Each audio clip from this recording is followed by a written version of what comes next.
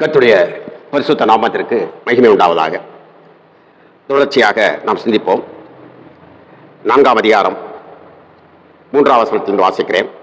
சில நாள் சென்ற பின்பு, அதாவது அவர்கள் பெரியவர்களாக மாறிய பின்பு, நல்லது கெட்டதிவைகளாம் அறிந்த பின்பு, சில நாட்கள் பின்பு காயின் நிலத்தின் கனிகளை கர்த்தருக்கு காணிக்கையாக கொண்டு வந்தான். ஆபேலும் தன் மந்தையின் தலையீற்றுகளிலும் அவைகளில் குளுமையானவைகளிலும் சிலவற்றை கொண்டு வந்தான். பாருங்கள், ஆபேல் தன் மந்தையிலும் தலையீற்றுகளிலும் அவைகளில் குளுமையானவைகளையும் சிலவற்றை கொண்டு வந்தான். ஆபேலையும் அவன் காணிக்கையும் கர்த்தர் அங்கீகரித்தார். காயினையும் அவன் காணிக்கையும் அவர் அங்கீகரிக்கவில்லை. அப்பொழுது காயின் மிகவும் எரிச்சல் உண்டாகி அவன் முகநாடி வேறுபட்டது.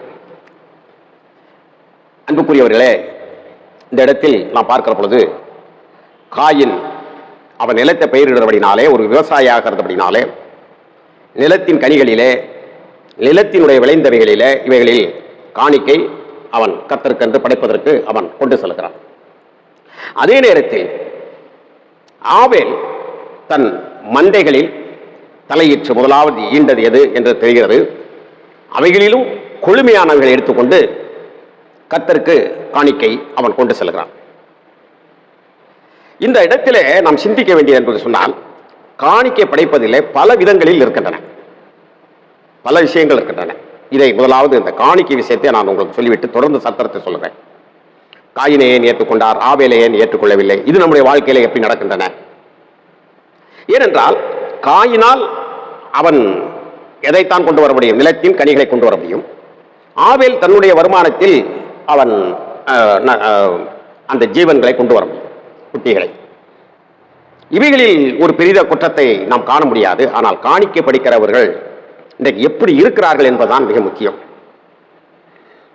கர்த்தரை தொழுது கொள்வதற்கு வெறுங்கையாக செல்லாமல், அங்கு அந்த சபைகளை உபசரிப்பதற்கு ஏழை எளியவர்கள், திக்கற்றவர்கள், கஷ்டப்படுகிறவர்கள், கண்ணீர் விடுகிறவர்கள், துக்கம் நிறைந்தவர்களுக்கு நம்முடைய கைகளிலுடைய பிரயாசம் அவர்களுக்கு ஒரு பலனை கொடுக்கும்படியாக, ஒரு ஆறுதலை கொடுக்கும்படியாக, தேவையில் இருப்பவர்களை தேடி சந்தித்து அவர்களுக்கு உதவி செய்யக்கூடிய அளவிலே ஒரு சபை உருவெடுக்கும்படியாக நாம் சபையினுடைய ஆராதனையிலே கர்த்தருக்கு காணிக்கை படைக்கிறோம்.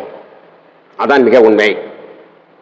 பழைய ஏற்பாட்டின் காலத்திலே காணிக்கை தசமபாகம் என்பது அங்கே உறுதி செய்யப்பட்டதாக இருக்கிறது. புதிய ஏற்பாட்டில் அப்படி அல்ல. ஆனாலும் இன்றைக்கு அநேக சபைகள் இந்த தசமபாகம் என்பதை நம்பியே தங்கள் வாழ்க்கையை கடத்தி கொண்டிருக்கக்கூடிய காட்சியை நாம் பார்க்கிறோம். என்னுடைய ஊழியத்தில் 41 வருடங்கள் நடக்கின்றன. இந்த பைபிளில் இருக்கக்கூடியது தசமபாகத்தை பற்றியும் தெரியும், காணிக்கை பற்றியும் தெரியும், உச்சமாக கொடுக்கிறவனை பற்றியும் தெரியும். வலதுகை கொடுப்பது இடதுகைக்கு தெரியக்கூடாது என்று சொல்லுகின்ற அந்த வசனத்துடைய அர்த்தம் தெரியும். ஒரு நாளும் இந்த காணிக்கைகளை பற்றியும் இந்த தசமபாகங்களை பற்றியும் பேசுவதில்லை. நான் ஏன் சொல்லுகிறேன் என்று சொன்னால், இந்த காணிக்கையை பற்றி, கர்த்தருக்கு கொடுப்பதை பற்றி பேசுவது தவறல்ல. ஆனால் இன்றைய காலத்தில் நன்றா தெரிந்த காணிக்கை பற்றி பேசுவது, கர்த்தருக்கு கொடுப்பதை பற்றி பேசுவது தவறல்ல. ஆனால் பசுமாத்தை பற்றி பேசினால் தவறாகிவிடும். மந்தை மேய்க்கிறவன் பாலை குடிப்பான். மந்தையை மேய்க்கிற ஒரு மந்தையை போரடிக்கின்ற பொழுது அந்த வாயை கட்டக்கூடாது, எல்லாம் உண்மைதான்.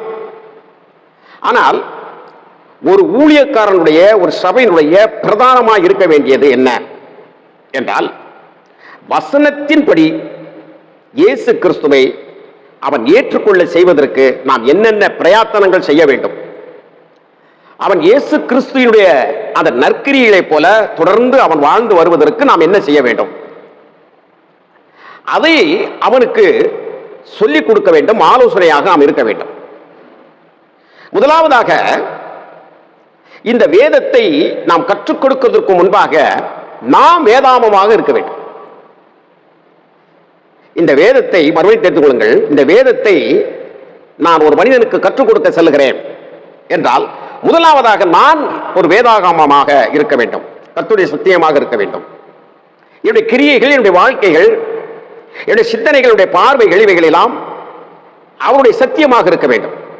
பவுல் மிக அழகாக சொல்வார், தெளிவாக சொல்வார், நீங்கள் கிறிஸ்துவின் நிறுவம், கிறிஸ்துவின் மாளிகை, கிறிஸ்துவின் பண்ணை, கிறிஸ்துவினுடைய ஆலயம் என்று சொல்லுகிற ஒரு காட்சியை நாம் பார்க்கிறோம் அல்லவா? ஆகவே நான் ஒருவனுக்கு சத்தியத்தை சொல்வதற்கு முன்பதாக என்னை குறித்து அவன் காண்கின்ற பொழுது இந்த பரிசுத்த வேதாமத்தை போல நான் வாழ வேண்டும்.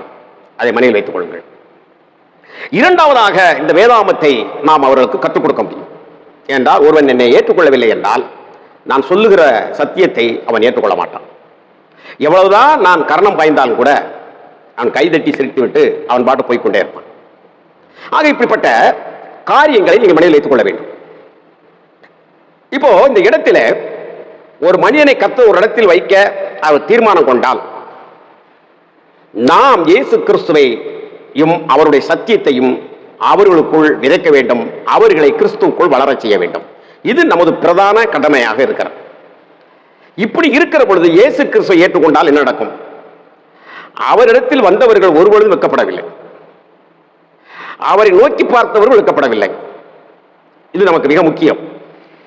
அவருடைய சொற்படி அவர் ஒரு பிரசங்கம் பண்ணுகிறார். தெரிந்து கொள்ளுங்கள், அவர் ஒரு பிரசங்கம் பண்ணுகிறார். அவர் பிரசங்கம் பண்ணி கொண்டிருக்கின்ற பொழுது 3 நாட்கள் வரைக்கும் அந்த நாள் ஆகிவிடுகின்றன.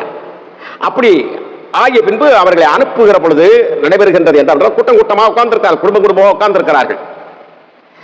இந்த சத்தியத்தை உள்வாங்கிக் கொண்டிருந்தவர்கள் இப்பொழுது அவர்கள் வெளியே செல்ல அவர்களை அனுப்பிடுகிற பொழுது, முயற்சிக்கின்ற பொழுது இனி அவர்கள் பசியாக மாறிவிடுவார்கள், வழியிலே சோர்ந்து ஓடுவார்கள் என்று பரிதவிக்கக்கூடிய தேவனாக இருக்கிறார்.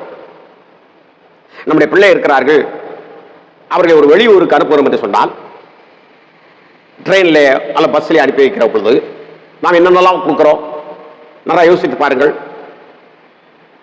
பஸ்ஸுக்கு செலவுக்கு பணம் கொடுக்குறோம், டிக்கெட் எடுத்து கொடுக்குறோம், அங்கு போய் எத்தனை நாள் தங்குகிறார்களோ அதற்குரிய காரியத்தை கொடுக்குறோம், கூல்ட்ரிங்க்ஸ் வாங்கி கொடுக்குறோம், வழியில அவர்கள் ஏதாவது தின்பண்டம் தின்று கொள்ளட்டும் என்று சொல்லி வாங்கி கொடுக்கிறோம், சாப்பாடு வாங்கி கொடுக்கிறோம். இவைகளெல்லாம் பொல்லால் தகப்பனாய் இருக்கக்கூடிய இந்த மனித சுபாவத்திலே நமக்கு அப்படி இருக்கிற பொழுது அன்பே உருவானவராக இரக்கமே உருவானவராக இருக்கக்கூடிய தேவாதி தேவனாகிய கர்த்தர் மனித ரூபத்தில் வாழ்ந்த பொழுது, கிறிஸ்துவாக இயேசுவாக வாழ்ந்த பொழுது அவர் எப்படிப்பட்ட ஒரு மனதுருக்கம் உள்ளவராக இருந்திருப்பார். ஆகவே வழியில் சோர்ந்து விடுவார்கள், ஆகாரம் கொடுக்க வேண்டும். கொடுக்க முடியாத ஒரு நிலை ஏற்படுகின்றன, ஆனால் கொடுக்க வைக்க முடியும் என்று ஆண்டவர் சொல்கிறார். சூழ்நிலைகள் உங்களுக்கு தெரியும். இப்பொழுது உங்களிடத்தில் என்ன இருக்கிறது என்று கேட்கிறார். அப்பொழுது சுற்றி பார்க்கிற பொழுது அந்திரையா தான் அதை பார்க்கிறார். அங்கே அந்த பகுதியிலே பார்க்கிற அந்த பிலிப்பவர்கள் எல்லாம் பார்க்கிற பொழுது ஒரு பையன் 5 அப்பமும் 2 மீன்கள் துண்டுகளும் வைத்திருந்தான். ஒரு பையன் 5 அப்பமும் 2 மீன் துண்டுகளும் வைத்திருந்தான்.